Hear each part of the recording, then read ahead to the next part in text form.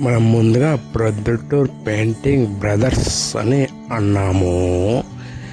మనం ప్రొద్దుటూరులో ఒక బిల్డింగ్ మొత్తం పెయింట్ వర్క్ కంప్లీట్ చేసిన తర్వాత సారు ఎలా కూల్గా పెయింట్ వేస్తాము, సమ్మర్ స్టార్ట్ అవుతుంది అని అన్నాడు.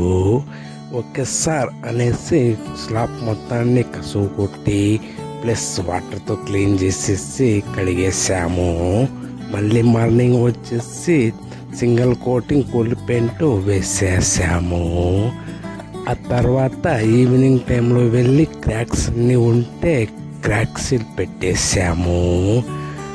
మళ్ళీ మార్నింగ్ వచ్చేసి డబల్ కోటింగ్ ఫినిషింగ్ చేసేసాము.